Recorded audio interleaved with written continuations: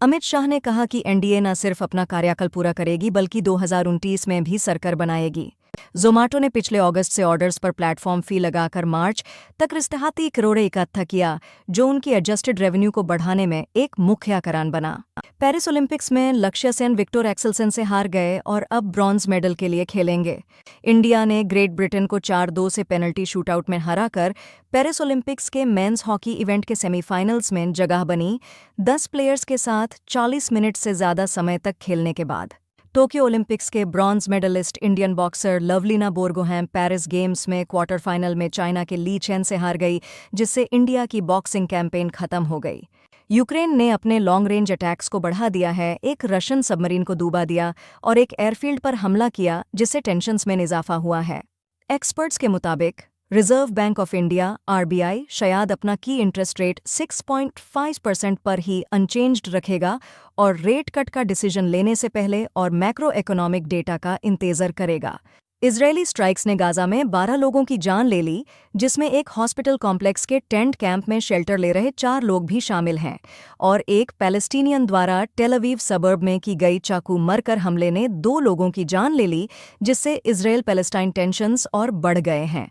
अल्लू अर्जुन ने वायनाड के पीड़ित लोगों की मदद के लिए केरला सीएम रिलीफ फंड में 825 लाख डोनेट किए। बीजेपी ने वायनाड लैंडस्लाइड को नेशनल डिजास्टर घोषित करने की मांग को यूपा सरकार के समय से चली आ रही पॉलिसी के आधार पर रिजेक्ट कर दिया, कहकर कि सेंट्रल गवर्नमेंट के गाइडलाइंस में ऐसा कोई कंसेप्ट नहीं है। 2 साल से अरुणाचल प्रदेश के बॉर्डर पर लापता 2 लोगों को चाइना के पीएलए के कस्टडी में माना जा रहा है, पर चाइना ने अब तक इनकी मौजूदगी एक्नॉलेज नहीं की है। कोरबा एक्सप्रेस के 3 कोचेज विशाखापत्तनम में आग लग गई, कोई चोटिल नहीं हुआ। ग्लेशियर नेशनल पार्क में सिद्धांत विथाल पटेल, एक 26 साल का इंडियन जो कैलिफोर्निया में रहता था, हाइकिंग के दौरान एवलांच क्रीक में गिर के डूब गया था। उनका शरीर रेंजर्स ने रिकवर किया।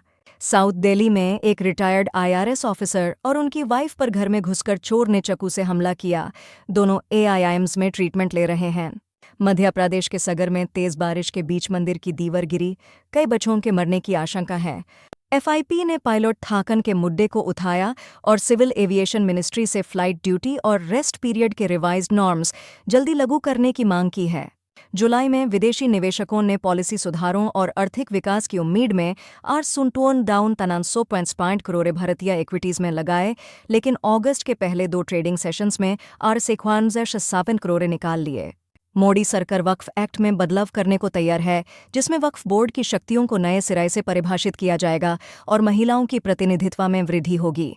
महाराष्ट्र के सतारा में सेल्फी लेते समय एक महिला 100 फुट की खाई में गिर गई, लेकिन स्थानीय लोगों ने रोप से बचा लिया और अब हॉस्पिटल में इलाज चल रहा है।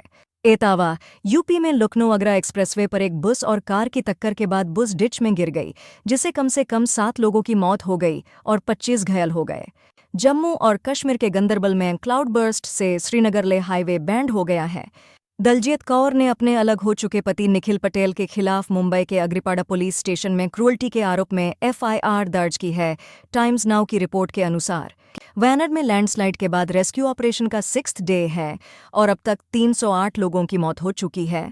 19 साल के इंडियन स्टूडेंट आर्यन अनंत को फेक डॉक्यूमेंट सबमिट करके यूएस यूनिवर्सिटी में एडमिशन लेने के चार्जेस पर प्ले डील के तहत भारत वापस जाना पड़ेगा। दिल्ली जा रही डबल डेकर बस और एक कार के बीच लखनऊ आगरा एक्सप्रेसवे पर हुई टक्कर में 7 लोगों की मौत हो गई। भारतनाट्यम और कुचिपुड़ी के वेटरन डांसर यमिनी कृष्णमूर्ति जी का 43 साल की उम्र में दिल्ली के अपोलो हॉस्पिटल में निधन हो गया।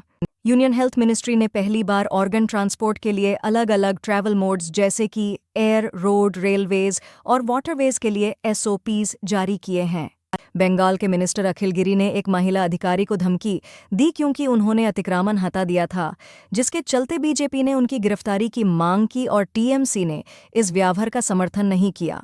हमास लीडर की हत्या के बाद ईरान और उसके साथियों का जवाब और इसराइल पर इल्जाम लगने से मिडिल ईस्ट में युद्ध का डर बढ़ गया है।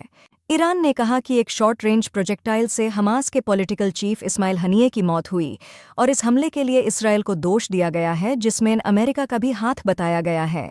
ईरान ने बदला लेने की बात कही।